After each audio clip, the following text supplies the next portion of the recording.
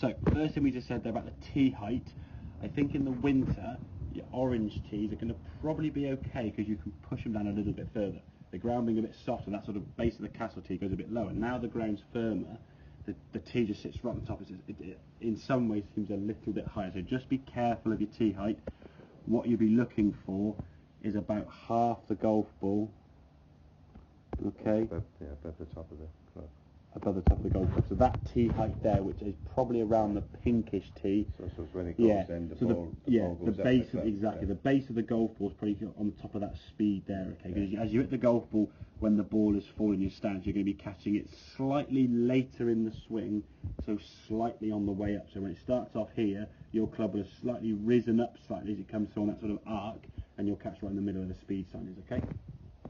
So with that tee height there, as we said, the ball you could see here was a little bit back in your stance. Now when the ball was in that position and the tee was possibly a little bit too high, you're going to almost instinctively have to sort of try to lift your arms up through impact or drop the shoulder under as you said you felt you were doing, and that's going to leave that club face wide open. The ball's going to be sailing off to the right there. And then you start getting conscious of that ball going right, trying to do some different movements to compensate.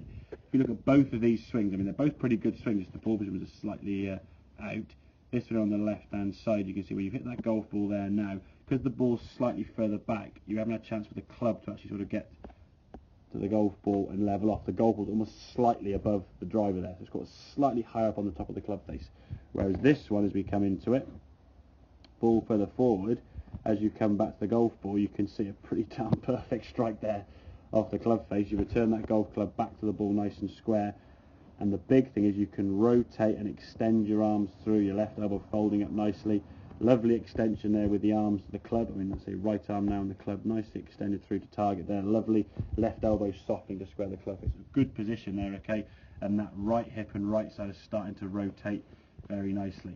When you hit your shots at the right here today, there wasn't really that sort of twist through, sort of just hung back on it a little bit and almost blocked the fend it, and it just sort of just squirts off the right. Now, on the range when there's no consequence, that's not such a difficult thing to do. You can rotate because it's fine. On a golf course, fourth at Glamorgan, as you said, you stand there and you think, oh, those trees on the right-hand side. And what you often find is on the range here, you can hit the balls towards that yellow flag. Whereas on the fourth at the Glamorgan show, you almost swing to try and stop going in the trees right. So what you've got to try to do is get on that fourth tee. You're not going to not see the trees. The trees are going to still be there. Your brain's still going to see the trees. You can't say they're not there and blank them.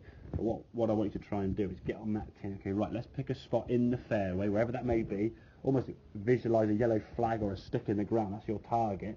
Get behind the golf ball. I'm going to aim at that stick there. I'm going to set from the side of the golf ball. Feel comfortable. Ball position is going to be correct. I'm going to hit the golf ball towards that stick. Okay? No, it's not every time going to guarantee go into that spot, but at least you're giving yourself the best opportunity. I guess on the sixth, you can mentally play a hole perfectly. If the execution's wrong, it's not going to be correct. But if you mentally play it wrong, no matter how good you execute the shot, it's probably going to be a bad shot anyway because you're all over the place in terms of alignment and swing, and all things will be affected. Just give yourself the best chance. Try to see where you want the ball to go and hit it to where you want the ball to go, not to look at where you don't want to go and then try to swing away from where you don't want to go. Because that's the problem. So you try to hit it non-right or non-left, and depending on where the trouble is, you make swings to adjust, and very often you're then making different swings to avoid left or avoid right. And that's the problem. So pick a spot, here's your target, hit it at that, and execute the shot as best you can. But yeah, I'd be trying probably now in the ground being a bit firmer, try some of those pink tees. Just check about half the ball above the top of the driver there, and that ball just a smidgen further forward.